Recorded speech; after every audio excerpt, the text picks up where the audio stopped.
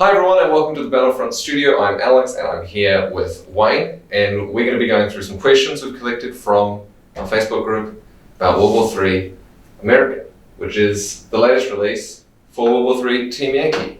So, how are you, Wayne? I'm good, yeah. And I guess we'll just kick off.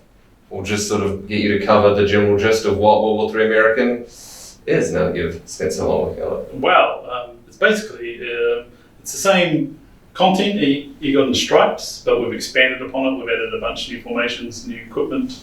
And those new formations and new bits, like just a general... We have Bradley's. Mm-hmm. People have been crying out for those for ages. Mm-hmm. You can now field the M1A1, which is the Abrams with the 120mm gun. Uh-huh. There's a couple of extra formations, like the 9th Motorized Division, which was an experimental rapid deployment division. They were trying things out, and we've taken sort of some of the stuff they were thinking about and sort of put it into a unit. So just as a what if sort of thing. Oh, a what if. Yeah. Well, of course, because it's a what if sort of a setting. Well, it's a what if war. So yeah. Right. Okay. So that's where the experimental. I think we'll cover those in the questions. Yeah, I don't want to get too far ahead of ourselves.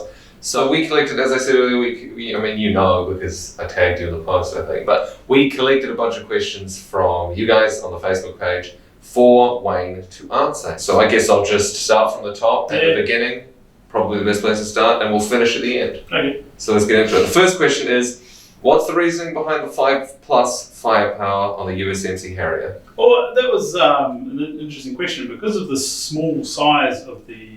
It's a heat round, so it's a cluster bomb, so it drops lots of little bombs. Yeah. And it's a heat round. It's only 1.6 grams or something. Mm-hmm. So it's not going to blow your tank up, sort of thing. Yeah. So that's why it's got the low firepower of 5+. And then to compare it to the British cluster bombs that that they've got a higher firepower. It's because they have like their HE component is 4 times as big, so it's a bigger blast. Yeah. A big hole. Yeah. Oh, there you go. And keeping with the theme of aircraft, we've got a question here about the Hip and the Chinook being released as terrain. How about making unit cards for them to play? So both of them would design, because they were all resin kits. They're going to be quite big and chunky. Yeah. So, but we will. I think Phil he's had some spare time and he's put together some rule ideas for them as transports. So I think we have some cards we can pop up, or an article we can do at some point on the website. Yeah. On the website. Okay, and so I guess we mentioned earlier about moving everything forward, like a little bit timeline-wise for our super future war. We have here, with the advent of newer and more expensive tanks on the battlefield, should we expect the tournament points to remain above 100, or could they even reach higher, 120? Well, I think that's up to the players really, and their tournament organisers, how they want to run things. I mean, if you go for higher points levels, because you want to run a bunch of later equipment, you do got to consider, if you're running a tournament, if someone's going to come along and bring a massive horde of T-55s or something.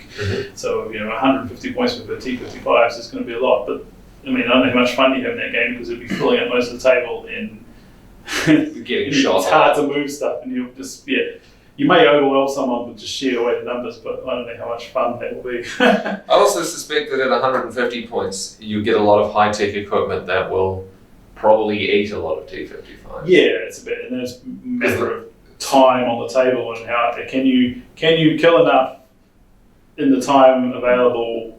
Because the higher you go in points, so this is sort of something that we discuss a lot, the higher you go in points, the less effect, I mean, I guess to a certain point, once we get to like 500 points, it's probably not the case.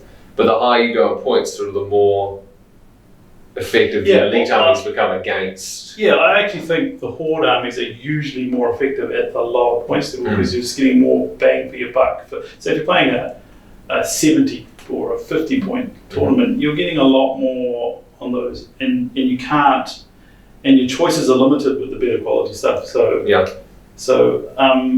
higher points will even that up, but I think people maybe want to think about themes as well. You might go, well, we're going to say it's World War III, year 2, all the old crappy stuff is Explode. exploded or out of service, and everybody's got the newer stuff or something like that. And then you can run it, and then just have a few rules about what people can take or something like that. I got a question here about American AA, usually provided through local air superiority. I didn't know that, but there's a question here about fighter jets. I think the crux of that question is they want to have 3015s, which would be cool. Which would be, they're cool models, but that how the mechanics work is that would more likely affect your opponent's dice for getting his aircraft. So if you've got air superiority, you're going to reduce the chance of the bombers getting onto the table to do the ground attack aircraft. So you have frog feet, and I have F-15s, and then I normally roll a 4 to get them on. You roll, and then I roll to stop you getting them. Or you can do that, or your air superiority might lower my dice, so I might only get them on 5s or something like that. So then my F-15s would be off the table. Yeah, so it was no real point of modelling them, really. Right. Well, that's because you're not going to have a dogfight. Because it's not really a dogfight. I guess that's it's some fighter bombers flying along and then being ambushed by some fighters, and then Right. So yes, paint as many F-15s as you want, and just leave them off the table. There's no rules for them at the moment. Just assume that the dice roll you have to make is affected by. But if you wanted to make some house rules, that's what I would do. It would be to lower the opponent's chance to get them. But there's still no excuse to have a model on the table, which is, I think, is what the person is looking for. Yeah, absolutely. Yeah. Here's another question about some more specifics of the rules. What was the mindset was setting the rate of fire for the tow twos for the Bradley and the Apache at 1? And what was the mindset when you added a rate of fire 1 for the Bradley's machine gun? What would be the point of even including? Right, well, for the first is the tow, it's a guided missile, and you have to guide it. So, all guided missiles in the game, it gets the rate of fire 1. Can you fire? It's not fire and forget. But could I theoretically point it at something? Yes. Could I fire a bunch in succession and point them at the same thing? Theoretically. Or a turn allows. I guess I'm asking like an actual military. Well, can be equipped with that. Or you could fire one and guide it in, then fire another one and guide it in. Yeah, the Bradley has got a number of tows attached to the turret that can fire it. So, and so like a Milan on a Marder, the guy would have to put another round in. And but the Bradley lets you fire another one immediately. It's like with the latest. But it's still guided. You still got to tows wire guided, so it's wire guided. Yeah. I literally have. They're looking like a little camera. Oh, that's awesome! Yeah. That's fantastic. I genuinely don't know any of this stuff. This is great.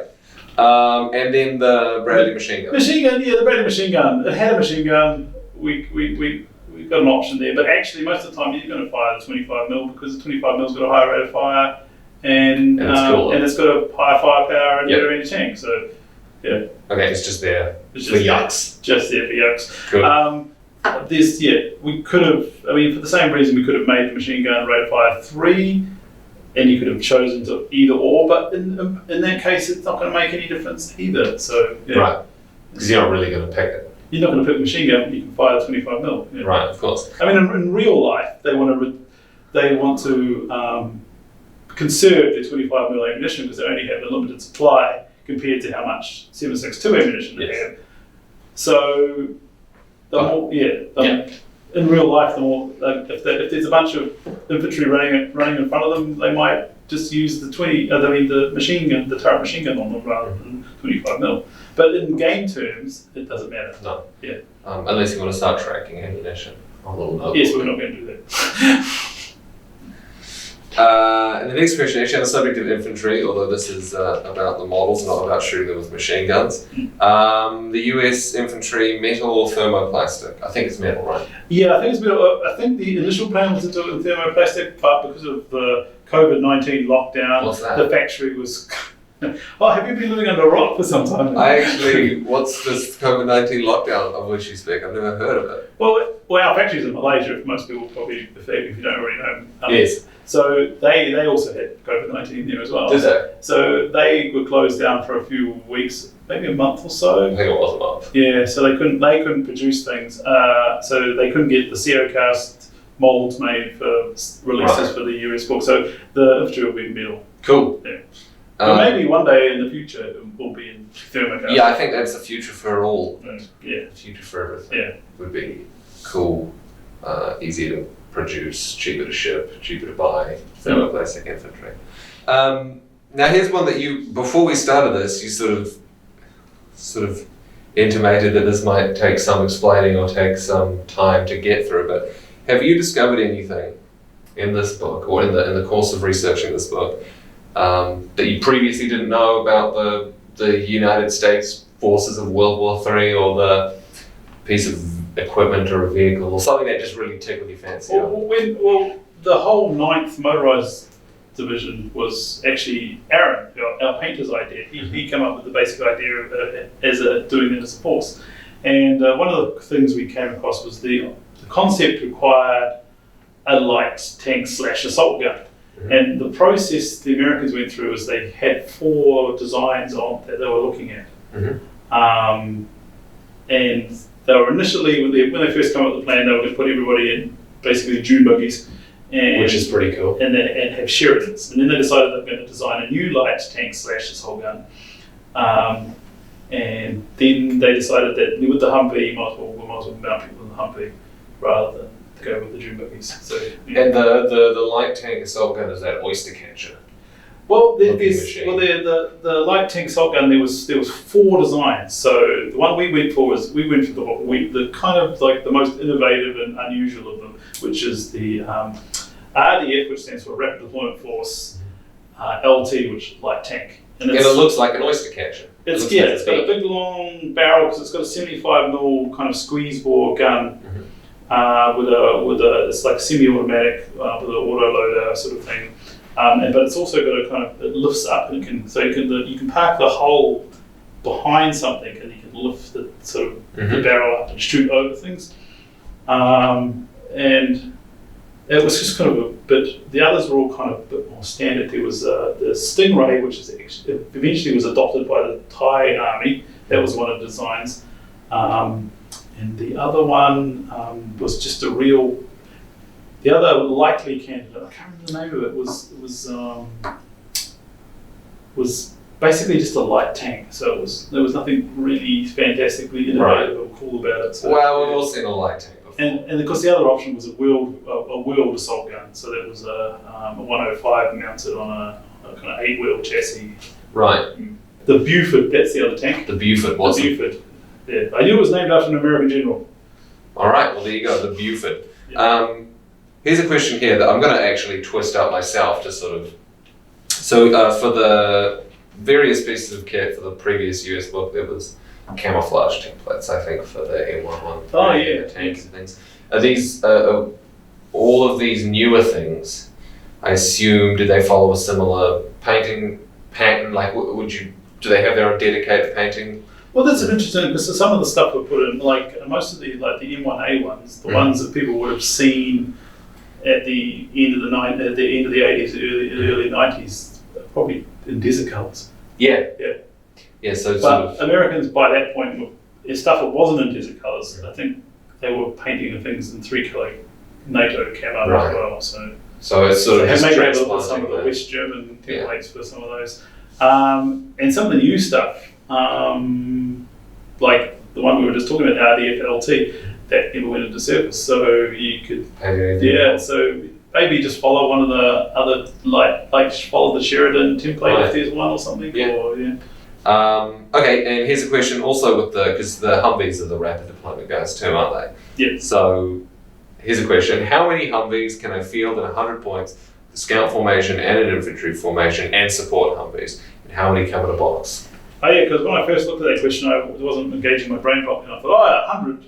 Humvees, because you could take 4 cavalry troops, but you can only technically take 1 cavalry troop, so you can have 25 in that. Then you'd have to work out how many Humvees you require for the 9th motorised guys, because there would be, I think you can have a couple of motorised. Well, let's have a look. Let's have a look at the force diagram.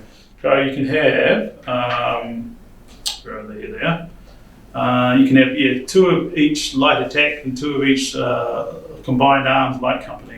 So the light attack guys, each light attack platoon has got 4 Humvees in it. Yep, and then the Spire support guys is 4 Humvees, and then the Scouts are up to 4. So what, 16? So 1, 2, 3, 4, 5, and then 2 in the HQ. So 2022. Yeah. 4 and 4. Yep. So 30. So 25 and 30 and 30 and 30 and 30. So 60, 120, 145. Yes.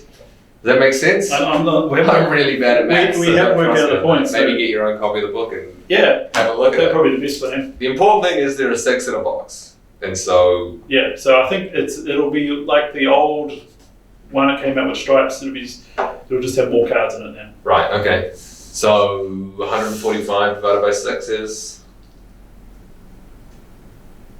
Whatever. Maths. Yeah, I did. I was hoping we'd get a really long pause out of that. Okay, moving on. The Merkava Mk3 was introduced in December 1989. Any chance we will see that in the next oil war? Are you even thinking about the next oil war at the moment? Not at the moment, no. It'd be cool to have though. It's a cool tank because Is it's got a. It looks different to the 1 and 2 because it's got a kind of weird oyster-shaped turret rather than the kind of pointy turret that the current one has. Yeah. Oil War 2. And a 120mm cannon as well. Right. Yeah, so, yeah. Okay. Okay. Here's just a good general thought to put out. How do you think, with all this new kit and after having spent all this time on the book, how do you think the new World War III Americans are going to stack up in the milieu of World War III Team Yankee, as it were? Oh, they're pretty good actually, because the things that have been added, things people expected, and other like the Bradley and the M1A1, it gives them now a tank with a better gun. The Bradley gives them the up armoured option gives them a better armoured fighting vehicle with better firepower, and also armed with not just a tow 2, so it's got better in the tank as well. So, yeah. Okay, and are there any plans to introduce rules for fighting in CBRN environments, given the nature of the Cold War? Well, that's the sort of thing you'd have as a scenario. I think is always like the night rules. It'd be something you'd add on to a normal mission that would change the environment somehow. I haven't really thought too deeply because we hadn't really planned to do anything like that. Our World War III is a little bit sheltered. Was there ever any consideration about including sort of nuclear arms? I don't imagine it'd be a lot of fun as a tabletop. Well, yeah, but that's the main reason. It's not a great wargaming experience. So. Right, you just sort of flip a coin on my nuke arrive? No, and I win. Yeah. And we all lose. Okay, that's interesting. On that table over there, so those 2 guys have their game over there. Right, so it just isn't lost. It just isn't that much fun to do. Yeah. Okay, so there you go. It could be a scenario, but it's not really in keeping with the theme of the... But maybe something to investigate. Yeah, it'd be something to do with it. Website article. Yeah. So if someone wants to write an article about it, we could come up with some rules. Yeah, I think that might be interesting. Here's a question, somewhat pointed. Why don't you like US Marines? What's the deal with the Marine diagram and like the access to options that they have? Well, they can take it all. They don't have to stick to the Marine options. They can take the Army options as well. In support, you can have an Army formation fighting with the Marine formation if you want to. So say I wanted some Marine M1s. Well, I'd just take the Army one and say the Marines. Yeah. Oh, yeah, of course. Yeah. That makes absolute sense. I mean, the ones they use in the Gulf were ones they borrowed off the Army anyway. Yeah. Right, yeah, okay. Yeah. So it's all there. Yeah. I mean, another good thing to point out is that when we made Stripes originally, we did have a separate Humvee Stinger for the Marines and the Army, but actually they're pretty much the same thing. And their job is to sit at the back and shoot at aircraft. So the thing that made them specifically Marine didn't actually affect the job they did on the table. And in the end, you paid more points for it because it was Marine. So we just got rid of it and said that represents both the Army and the Marine. So the Humvee with the Stinger is either or. Right. So there actually is 2 AA options because you've now got the Lab AD, which is the lab with the air defense missiles. It's got Stingers and 25mm autocannon on it. So, yeah. Okay, moving on to a few questions sort of more generally. when you release the German Fallschirmjäger later, will they be getting the Wiesel light armored support tank as well? Yeah, well, yes, they will, because there were two choices. We either go with the Cracker, which is a little kind of quad bikey. It's like a gun on a bike, yeah. It looks ridiculous. I like it. It's really, really cool looking thing. But but I put the two options down in front of Pete, and Pete said he liked the Wiesel, so we're getting the Wiesel. Of course, the Wiesel does look pretty damn cool. Other nations like Belgium and things in Team Yankee? Yeah, it's something we would like to do in the future, but I can't say when we'll be able to do that. And who else theoretically, who else could you toss in like another free nations book? Yeah, well, obviously there's the other NATO nations, Western European NATO nations Spain. We haven't done. So there's things like Spain and Italy and Belgium and Denmark and Norway. So there are options, and also people. I think there's a lot of keenness for Swedes, which because are a everybody neutral wants nation.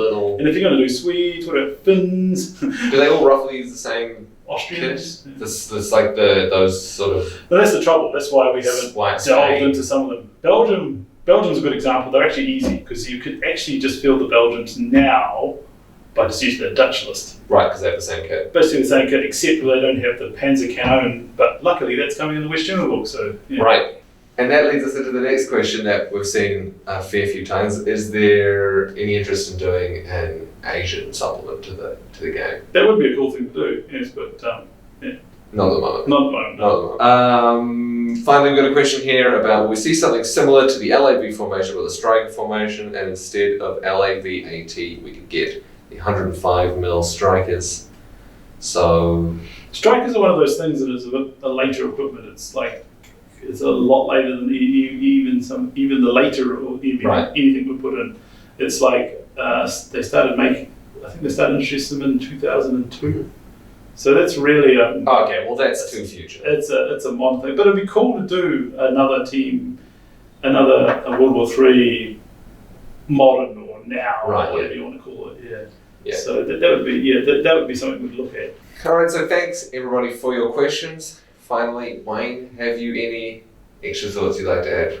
I was going to say there's a lot of great stuff in here for anybody who's interested in doing Americans or hasn't thought about doing Americans before, and now there might be a chance to have another look at them and think, well, actually now I'm keen on doing something because it ticks all the boxes now. So there's people have been crying out for Bradley for a long time, and M1A1s, and Apaches. So it's all there now. So hopefully people will find something that kind of ticks their box and build an army and have fun. Main thing, have fun. Of course. And thank you everybody for your questions. Thank you, Wayne, for taking time to answer them. Cheers.